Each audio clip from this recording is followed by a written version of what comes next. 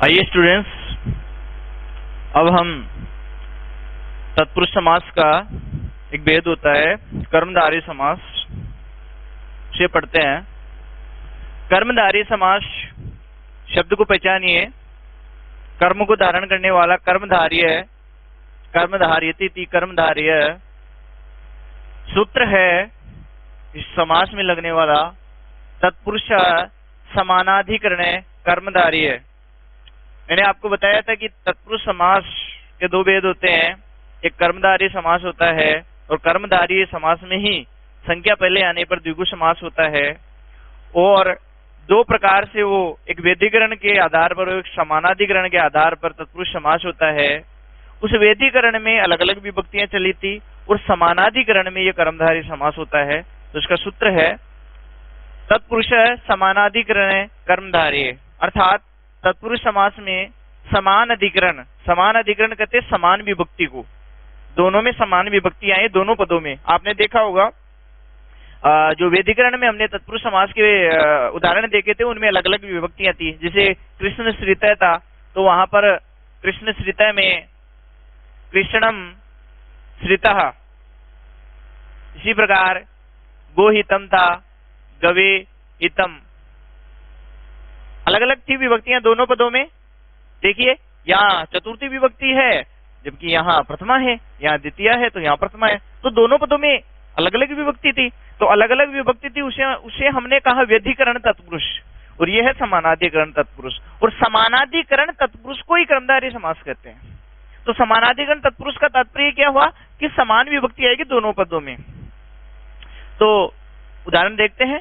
दूसरा सूत्र देखिए, विशेषणम विशेषण बहुलम। ऊपर वाला जो सूत्र है वो तो बताता है कि कर्मधारय समास कहते किसे हैं, समान अधिकरण कर्मधारय तत्पुरुष है, अर्थात तत्पुरुष का भेद है, समान दोनों विभक्तियां आएगी, वहां आप उसे कर्मधारय समास मानोगे। दूसरा सूत्र है विशेषणम विशेषण बहुलम। ये कहता है कि दो पद आएंगे, उसमें एक पद होगा विशेषण, एक पद होगा विशेष्य। तो जो दूसरा पद है वो प्रायः विशेष्य आता है, प्रथम पद जो है वो विशेषण आता है। विशेषण क्या होता है हम पहले भी पढ़ चुके हैं। विशेष्य की विशेषता बताने वाला विशेषण होता है। जैसे कृष्ण मरीचिकाः, हरित मरीचिकाः, उत्तम पुरुष है। तो यहाँ पर उत्तम और कृष्ण और हरित ये तीनों ही पद क्या है, विशेषण है। उधर मरीचिका जो है वो विशेष्य है। श्वेत वर्ण लेखिका, तो वर्ण लेखिका विशेष्य है, श्वेत विशेषण है। श्वेत श्याम पट्ट है, सफेद बोर्ड। तो यहाँ जो बोर्ड है, जो श्याम पट्ट है वो विशेष्य है, और जो श्वेत इसका वर्ण है वो क्या है, विशेषण है। तो ये जो जितने भी पद आएंगे ये विशेषण या विशेष्य में आएंगे। और दूसरी बात उपमा या उपमेय में आते हैं। तो दो प्रकार से कर्मधारय समास के हमें उदाहरण मिलते हैं। आइए इन उदाहरणों का समास विग्रह करते हैं। कैसे करते हैं? समस्त पद में पहला उदाहरण लिखा हुआ नीलोत्पलम। नीलोत्पलम अर्थात नीलम च, इसका समास विग्रह करेंगे हम। नीलम च तत उत्पलम, अर्थात नीला है जो कमल, नीला है जो कमल। उत्पलम कमल को कहते हैं। तो कमल क्या हुआ यहाँ पर, उत्पल क्या हुआ यहाँ पर, विशेष्य। तो यहाँ पर नीलकमलम भी मिल सकता है। नीलकमलम होगा उदाहरण तो हम बना देंगे नीलम च तत् कमलम, उत्पलम के स्थान पर कमलम लिख देंगे तो नीलकमलम बन जाएगा। और नीलोत्पलम आएगा तो यहाँ पर गुण हो गया, नील और उत्पल, उ और ए मिलकर के गुण होकर के नीलोत्पलम बना। तो नीलम च तत् उत्पलम ये समास विग्रह हो जाएगा और समस्त पद हो जाएगा नीलोत्पलम। आइए आगे देखते हैं। कृष्ण सर्प है, काला सांप। तो यहाँ पर कृष्ण क्या है, इसका विशेषण है, तो ये बनेगा कृष्ण च असौ सर्प। कृष्ण च असौ सर्प, कृष्ण है जो सर्प, काला है जो सांप, कृष्ण सर्प है। अब यहाँ ध्यान दीजिए आप, यहाँ च दोनों उदाहरणों में समान है। ऊपर वाले उदाहरण में तत् है और नीचे वाले उदाहरण में असौ है। ये क्या है, ध्यान रखना, पुल्लिंग और स्त्रीलिंग में ये असौ आता है, जबकि नपुंसक में हम तत् का प्रयोग करते हैं। तो ये आप ध्यान रखिए, उत्पलम नपुंसक है इसलिए यहाँ पर तत् आया, सर्प पुल्लिंग है इसलिए असौ आया, स्त्रीलिंग में भी असौ आता है। इसी प्रकार धीर पुरुष है तो बन जाएगा धीर च असौ पुरुष, अर्थात धीर है जो पुरुष। नीलकंठम, नीला है जो कंठ, तो नीलम च तत कंठम, नीलकंठम। ध्यान रखिए, यहाँ एक सूक्ष्म बात आपको मैं बताता हूं। यहाँ पर लिखा हुआ है नीलकंठम। अगर यहाँ पर नीलकंठम नहीं होता और यहाँ होता नीलकंठ है, इस मय के स्थान पर अगर यहाँ विसर्ग होता तो ये कर्मधारय समास नहीं होता, ये समास होता बहुब्री। फिर अन्य पद प्रधान होता है। नीला है कंठ जिसका, भगवान शिव का, तो अन्य अर्थ जाता, और अन्य पद प्रधान में बहुब्री समास होता है। तो ध्यान रखना आप लोग, यहाँ पर नीलकंठम है, तो नीलकंठम होने के कारण से यहाँ पर दोनों पद समानाधिकरण आया, और समानाधिकरण होने से यहाँ पर कर्मधारय समास हुआ। आगे चलिए, वीर पुरुष है, वीर है पुरुष है, वीर है जो पुरुष। आपको बहुत सारी पुस्तक में ये तत्व भी नहीं मिलेगा, डायरेक्ट भी मिल सकता है कई जगह। नीलम उत्पलम, कृष्ण है सर्प है, धीर है पुरुष है, नीलम कंठम, ये भी मिलता है, तो ये भी मान्य है। और च तत् ये लगाकर हमें और अच्छे तरीके से उसको स्पष्ट लिख सकते हैं। तो वीर पुरुष का बनेगा वीरः च असौ पुरुष, वीर है जो पुरुष। आइए, महाराज, महान है जो राजा, महान च और असौ, इन दोनों को मिला दो, महान चाशौ राजा। तो मिला करके भी हम लिख सकते हैं दोनों को, धीरे चाशौ पुरुष है, वीर चाशौ पुरुष है, या अलग अलग लिख सकते हैं, दोनों सही है। महान चाशौ राजा या महान चाशौ राजा, महान है जो राजा। श्वेताश्व, सफेद घोड़ा, सफेद है जो घोड़ा, तो श्वेतः चाशौ अश्वः इति श्वेताश्वः। आइए आगे चलते हैं। महादेव, ध्यान दीजिए, महादेव देव कैसा, महान, तो यहां बनेगा महान चाशौ देव, महान है जो देव इति महादेव। महर्षि, महान है जो ऋषि, तो यहां बनेगा महान चाशौ ऋषि, महान है जो ऋषि। आगे चलिए, नीलांबरम, नीला है अंबर, तो नीलम च तत अंबरम, ये नपुंसक में था इसलिए यहां पर तत आया, तो नीलम च तत अंबरम, नीलांबरम, नीला अंबर, अंबर कहते हैं आकाश को। सुंदर नारी, अब देखिए यहाँ नारी क्या है, स्त्रीलिंग है, तो सुंदर नहीं आएगा, यहां पर आएगा सुंदरी, सुंदरी चाशौ नारी, सुंदर है जो नारी, सुंदर नारी। अब यहाँ पर क्या हुआ, देखो समास विग्रह में सुंदरी आया, लेकिन जब हमने मिलाया तो ये ई जो है ये हट गया और यहाँ बना सुंदर नारी।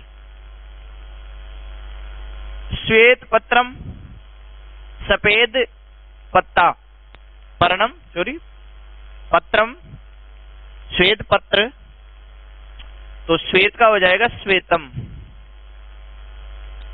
श्वेतम च तत पत्रम, सफेद कागज जिसे हम पन्ना कहते हैं। महाप्रिया, अब देखिए पुल्लिंग में होता है महान, स्त्रीलिंग में होता है महती और नपुंसक में होता है महत, तो यहाँ पर जो प्रिया है वो स्त्रीलिंग की है इसलिए यहाँ पर आएगा। जैसे महाराज में महान था क्योंकि राजा पुल्लिंग था, लेकिन महाराज्ञी आ जाए तो महती आएगा, महती चाशौ राज्ञी, और महत धनम आ जाए तो धनम नपुंसक है तो महत हो जाएगा, महत चाशौ धनम। तो पुल्लिंग में महान होता है, स्त्रीलिंग में महती होता है, नपुंसक में महत होता है। यहाँ पर लिखा हुआ प्रिया, तो प्रिया स्त्रीलिंग है इसलिए यहाँ पर होगा महती,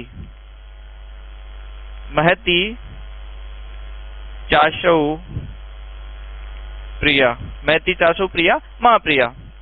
दीर्घ रज्जु, रज्जु कहते रस्सी को, लंबी रस्सी, बड़ी रस्सी, तो दीर्घ, तो ये भी तीनों लिंगों में चलेगा। दीर्घ, दीर्घा, दीर्घम, पुल्लिंग में दीर्घ होता है, यहाँ रज्जु स्त्रीलिंग, इसलिए यहाँ पर आएगा दीर्घा चाशऊ, दीर्घ है जो रज्जु रस्सी। सप्तर्षि है, 7 ऋषि।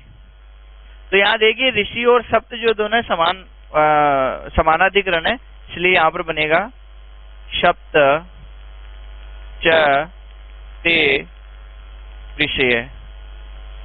ध्यान दीजिए आप, एक आपको पद मिलेगा आगे जाकर के जो द्विगु समास में आएगा सप्तर्षि, वो अलग है, उसमें ऋषियों का समूह है, क्योंकि समाहार में तो क्या होता है, संख्या पूर्व द्विगु होगा, वहां पर तो सप्तानाम ऋषि नाम समाहार है। यहाँ पर सप्तर्षि ये है, सप्तर्षि नहीं है, तो आप ध्यान रखना, ये अलग पद है, वो अलग पद होता है। तो सप्त तेरे से 7 हैं जो ऋषि, तो यहाँ ऋषि विशेष्य है, ये विशेषण है। इस प्रकार से विशेषण और विशेष्य में ये कर्मधारय समास होता है। अब कुछ उदाहरण इसी के हम उपमा और उपमेय में देखते हैं। आइए,